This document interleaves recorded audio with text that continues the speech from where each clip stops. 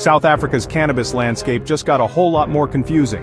In January 2025, the South African Health Department dropped a bombshell. They announced an immediate ban on the sale of cannabis edibles. This includes any food, beverages, or cosmetics containing cannabis.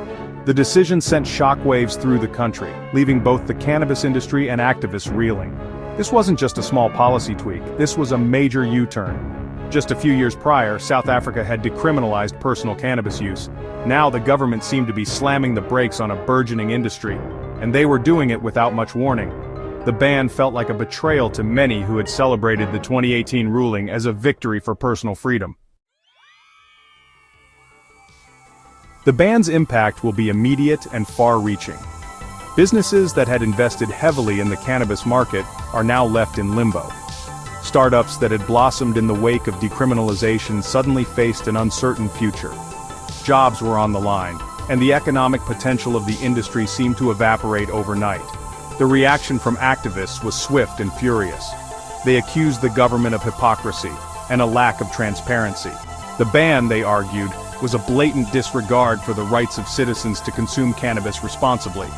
The government's sudden shift in policy left a bitter taste in the mouths of many. They felt misled, their trust broken.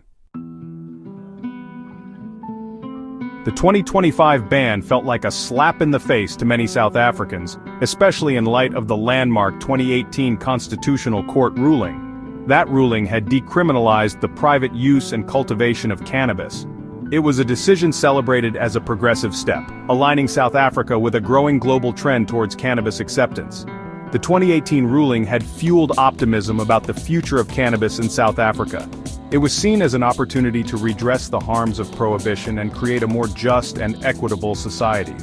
The ban on edibles seemed to directly contradict the spirit of that ruling.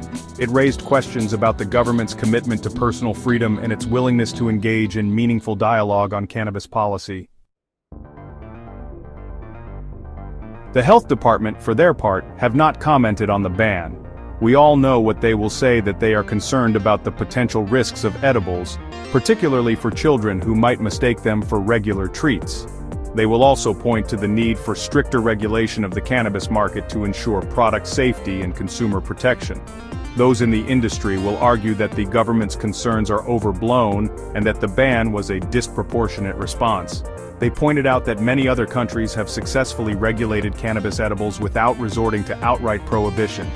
The abrupt nature of the ban, they argued, would only serve to drive the market underground, making it more difficult to regulate and potentially leading to an increase in unsafe products.